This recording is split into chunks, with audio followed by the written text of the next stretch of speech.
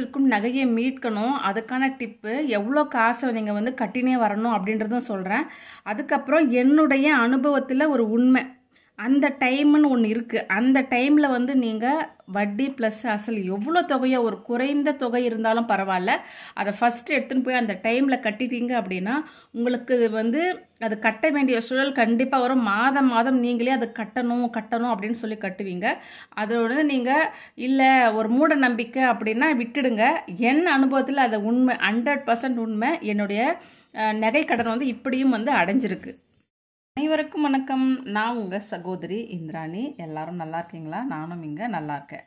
இன்றைக்கி என்ன வீடியோ பார்க்க போகிறோம் அப்படின்னா, அடமானத்தில் இருக்கும் நகையை மீட்க டிப்ஸு.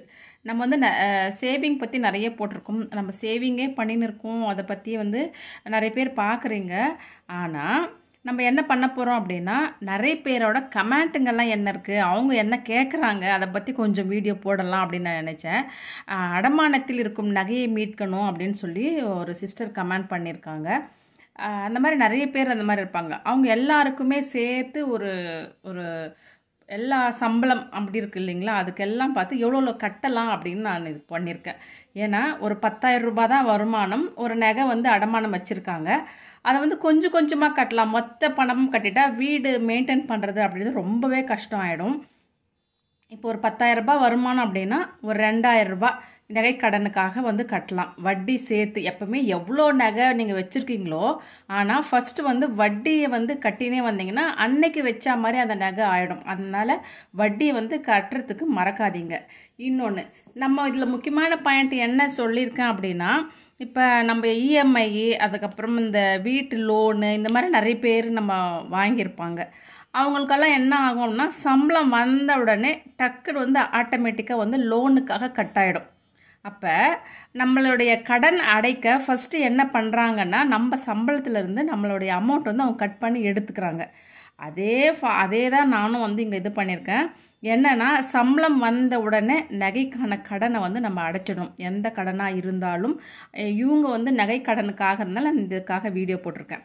ஒரு 15,000 ரூபாய் சம்பளம் அப்படின்னா அவங்க வந்து ஒரு 2,000 ரூபாய் கட்ட ட்ரை பண்ணலாம். கட்டணும் ஃபஸ்ட்டு. இது முடிச்சுட்டு தான் அப்புறம் மற்ற செலவுன்ற மாதிரி நீங்கள் அதுக்குள்ளே போயிடணும். அதே மாதிரி 20,000 ரூபாய் அப்படின்னா ஒரு 3,000 ரூபாய் கட்டுங்க. இல்லை நான் இன்னும் என்னால் கட்ட முடியும்னு ஒரு 1,000 ரூபாய் சேர்த்து கட்டலாம் அப்படின்னா உங்களுடைய விருப்பம், நீங்கள் கட்டலாம். 25,000 ரூபாய் வருமானம்னா நீங்கள் 5,000 ரூபாய் நீங்கள் நகை கடனுக்காக கட்டலாம். ஏன்னா இப்போ நிறைய பேர் வந்து குழந்தைங்கள சிபிஎஸ்சி ஸ்கூலில் தான் படிக்க வைக்கிறாங்க. அப்போ அதுக்கு வந்து நிறைய அமௌண்ட்டு போயிடும். அதனால் வந்து அதை பார்த்து தான் நானும் வந்து ஒரு கம்மியான தொகை தான் போட்டிருக்கேன். ஒரு 1.5 வருஷத்துலேயே நீங்கள் வட்டி ப்ளஸ் அசல் நீங்கள் கட்டினே வந்தீங்கன்னா வட்டியும் கம்மியாயினே வரும், அசலும் வந்து குறைந்துனே வரும். அதனால தான். அப்புறம் 30,000 ரூபாய் வருமானம் அப்படின்னா 5,000 ரூபாய் வந்து ஃபஸ்ட்டே கட்டிடுங்க. ஒரு 50,000 ரூபாய் எங்களுக்கு வருமானம் இருக்குது அப்படின்னா மாதம் 10,000 ரூபாய் கட்டலாம். நான் வந்து உங்களுக்கு எனக்கு கமெண்ட் பண்ணவங்களோடதை வந்து நான் காமிக்கிறேன். அவங்க வந்து வருமானம் வந்து அதிகமாக தான் இருக்குது, ஆனால் ஏற்கனவே அவங்களுக்கு லோன் இருக்குது. அதனால் வந்து 1.5 லட்சம் ரூபாய்க்கு வந்து நகை கடனே இருக்குது அப்படின்னு சொல்லியிருக்காங்க. அதனால் அவங்க மாதம் ஒரு 10,000 ரூபாய் கட்டிட்டு மற்ற காசில் வந்து குடும்பத்தை நடத்தலாம். இப்போ அவ்வளோ காசை கட்ட முடியாது அப்படின்னா கூட நான் சொல்கிறேன். இப்போது 15,000 20,000 ரூபாய் சம்பளம் இருக்கிறவங்க எப்படிங்க மெயின்டைன் பண்ணுறாங்க? சரி, அதுவும் எப்படி செய்கிறாங்க? இப்போ நானும் வந்து எனக்கும் நகை கடன் இருந்திருக்கு. நான் வந்து ஒரு 6 மாதத்துலேயே அடைச்சிருக்கேன். அந்த டிப்ஸும் உங்களுக்கு இதிலே சொல்கிறேன். அதுக்கப்புறமா சொந்த வீடு இருப்பவர்கள் அப்படின்னாக்கா வாடகை கட்டும் பணத்தை வந்து தனியாக எடுத்து வச்சு பேங்க்கில் ஆர்டி போடலாம் வருஷத்துக்கு ஒரு முறை. அந்த தொகையும் எடுத்துன்னு போய் நீங்கள் வந்து நகைக்காக கட்டலாம். நம்பர் 1 இது வந்து ஃபஸ்ட்டு, இது முக்கியமானது ஒன்று. மினிமம் வந்து ஒரு 4,000 ரூபாய் வாடகைன்னு கூட வச்சுப்போம். அந்த வாடகை கூட நீங்கள் அப்படி நினச்சிட்டு சொந்த வீடு இருக்குன்றவும் நகைக்காக கட்டலாம். என்னுடைய சேனலில் வந்து பட்ஜெட் வீடியோ இருக்குது, பாருங்கள். அப்படி இல்லைன்னா கூட நீங்கள் பார்க்க முடியலன்னா கூட லிங்க் ஆச்சும் நான் உங்களுக்கு கொடுக்குறேன். ஃபஸ்ட்டு செலவுகளை நம்ம செஞ்சுட்டு அதுக்கப்புறம் பணம் கட்டுறேன் அப்படின்றது ரொம்ப பெரிய தவறு. ஃபஸ்ட்டு நீங்கள் உங்களுக்கு கடன் என்னென்னலாம் இருக்கோ அது கொஞ்சம் கொஞ்சமான பணம் ஃபஸ்ட்டு அது கட்டிட்டு இருக்கிற பணத்தை செலவை சமாளிக்கிறது புத்திசாலித்தனம். 2வது, வாங்கும் பொருட்கள் அளவுகள் அப்படின்னு சொல்லியிருக்கேன். அது வந்து கிராசரியாக இருக்கலாம், வீட்டுக்கு நீங்கள் என்ன வாங்கினீங்கனாலும் அதோடைய அளவை குறைச்சிங்க அப்படின்னா கம்மியான பட்ஜெட்டில் குடும்பத்தை நடத்தலாம். 3, குவாலிட்டி கம்மியாக வந்து நீங்கள் செலக்ட் செய்யணும். என்ன அப்படின்னா அப்படி பண்ணால் தான் செலவை குறைக்க முடியும். ஏன்னா எப்படி செலவை குறைச்சி நீங்கள் கடன் அடைக்கணுன்றதுக்காக பாயிண்ட்டுகள் தான் இது. இப்போ கம்மியான குவாலிட்டி அப்படின்னா பிராண்டு வந்து கிளாத் வாங்குறீங்க அப்படின்னா ஷர்ட்டோ பேண்ட்டோ இல்லை சாரீஸு ட்ரெஸ் என்ன வாங்குறீங்களோ, ஆனால் கடன் இருக்குது அப்படின்ற டைமில் பரவாயில்ல பிராண்டை வாங்குறதை தவிர்த்துட்டு ஒரு கடைகளில் விலை குறைவாக இருக்கிறத நீங்கள் வாங்கலாம். முக்கியமான பாயிண்ட் என்னென்னா கடன் அடைக்கணும், நம்மளுடைய அடகு கடைகள் இருக்க நகை நம்ம வீட்டுக்கு வரணும் அப்படின்னா செலவை குறைப்பது தான் புத்திசாலித்தனம். ட்ராவல் பண்ணுறீங்க அப்படின்னா ஆட்டோவை தவிர்த்துட்டு பஸ்ஸு அந்த மாதிரி போகிறது நல்லது.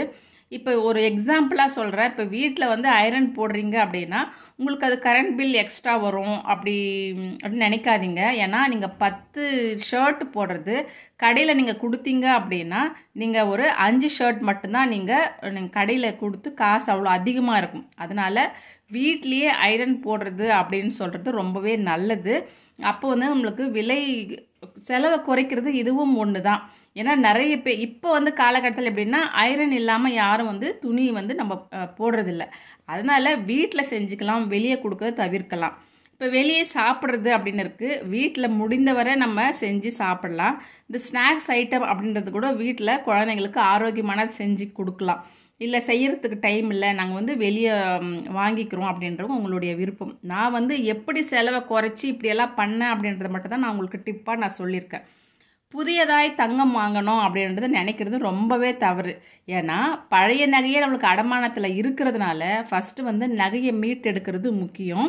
6வது சீட்டு போட்டு, நான் பெரும்பாலும் இந்த சீட்டு போட்டுட்டு தான் வந்து, ஏன்னா கடன் வந்து வட்டியோடு இருக்கும். அதனால் வந்து நம்ம என்ன பண்ணலாம் அப்படின்னா சீட்டு கண்டினியூவாக சீட்டு போடுறீங்க, நல்ல நம்பகமான இடம் அப்படியெல்லாம் உங்களுக்கு தெரிஞ்சது அப்படின்னா அந்த சீட்டை வந்து போட்டுட்டு அதை வந்து ஒரு 6 சீட்டு ஆயிடணும். ஏன்னா ஃபஸ்ட்டே எடுத்துட்டிங்க அப்படின்னா நிறைய தள்ளு போகும். ஒரு 5-6 சீட்டு ஆகட்டும். அதுக்கு ஆன பிறகு நீங்கள் அந்த சீட்டை அமௌண்ட்டை எடுத்து கோல்டை மீட்டுக்கலாம். ஏன்னா வட்டி இல்லாமல் மாதம் மாதம் கரெக்டாக நீங்கள் சீட்டு கட்டணும். இன்னொன்று, கரெக்டாக எங்களுக்கு மந்த்லி பணம் வருது அப்படின்னா நீங்கள் அந்த சீட்டை எடுத்து கொடுத்துட்டு சீட்டு கண்டினியூவாக கட்டுறது பெஸ்ட்டு.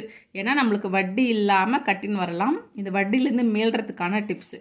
இன்னொன்று ஒரு டிப்ஸு சொல்லியிருக்கேன், நான் இதை அடிச்சிட்டேன். ஏன்னா இப்போ நம்ம ஆடம்பர செலவு அப்படின்னு நிறைய பண்ணுறோம், அதனால தான் கடன் அப்படின்றது ஏற்படுது ஒன்று. ஆனால் இந்த கடன் அப்படின்றது ஆடம்பர செலவு தான் முக்கியம் அப்படின்னு நான் நினைக்கிறேன். இதை நான் தவிர்த்துட்டேன்.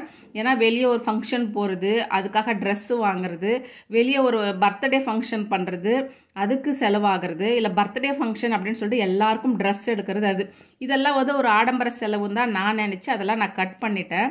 இந்த ஃபோனு இருக்கிற ஃபோன் நம்ம பேச போகிறோம், அதில் நம்ம என்ன டைம் பாஸ் பண்ண பார்க்க போகிறோம், அது எல்லா ஃபோன்லையும் இப்போ அப்படி தான் இருக்குது. இல்லை எனக்கு பெரிய ஃபோன் தான் வேணும், 50,000 ரூபாய் அந்த மாதிரியெல்லாம் ஃபோன் அப்படின்னு ஆடம்பர செலவு நான் நினைக்கிறேன். சினிமாவுக்கு போகிறது, ஷாப்பிங் போகிறது, இதெல்லாம். ஏன்னா இதை அடிச்சிட்டேன், நான் சொல்லிவிட்டு இதை அடிச்சிட்டேன். ஏன்னா காசுன்னிட்டு நம்ம காசு இதுவாகவே போயின்னு இருந்தால், எனக்கு ஒரு கமெண்ட் வந்துருச்சு, போயின்னு இருந்தால் நம்ம ஹாப்பியாக இருக்கிறது எப்படி அப்படின்னு சொல்லி கேட்டிருந்தாங்க. கடன் அப்படி இருக்க சொல்ல நம்ம ஹாப்பியாக இருந்து என்ன பிரயோஜனம் அப்படின்னு நான் நினச்சேன். அதனால் வந்து அதையும் சொன்னேன். ஆனால் வந்து நம்ம பெரும்பாலும் நம்ம என்ன பண்ணுறோமோ அதை தான் வந்து நான் சொன்னேன். நான் யூஸ் பண்ண டிப்ஸ் தான் சொன்னேன்.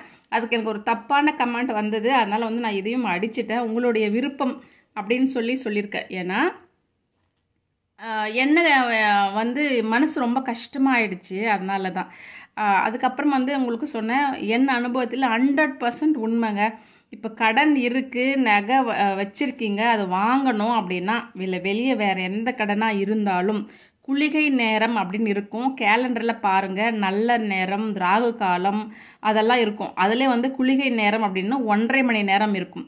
அந்த 1.5 மணி நேரத்தில் வந்து நீங்கள் பணம் கட்டுற டைமாக இருக்கணும். எடுத்துன்னு போயிட்டு கட்டுற டைமாக இருக்கணும். உங்களுக்கு ஏதாவது ஒரு சின்ன தொகை, ஒரு 500 ஒரு 1000 எடுத்துன்னு போயிட்டு வட்டி அசல் இவ்வளோ வட்டி கட்டுறேன், அசல் கட்டுறேன், ஏதாச்சும் ஒன்று நீங்கள் கட்டிட்டு பாருங்கள். நெக்ஸ்ட் மந்த் உங்களுக்கு அந்த குளிகை நேர டைமில் நீங்கள் ஸ்டார்ட் பண்ணிட்டீங்கன்னா கட்ட வேண்டிய சூழல் வரும். 1 வருஷத்துலேயே உங்களுக்கு அந்த நகை வந்து வீட்டுக்கு வரும். இது ஏன் அனுபவத்தில் உண்மை. ட்ரை பண்ண பாருங்கள். இல்லை மூட நம்பிக்கை அப்படின்றவங்க இதை வந்து ஸ்கிப் பண்ணிவிடுங்க. இதில் ஏதாவது உங்களுக்கு டிப்ஸ் எனக்கு ரொம்ப பிடிச்சிருந்துச்சி அப்படின்னா லைக் பண்ணுங்கள், சப்ஸ்கிரைப் பண்ண மறக்காதீங்க, எனக்கு கமெண்ட் பண்ணுங்கள். ஏதாச்சும் உங்களுக்கு கொஸ்டின் கேட்க தோணுச்சு அப்படின்னா கமெண்ட் பண்ணுங்கள். தேங்க்யூ.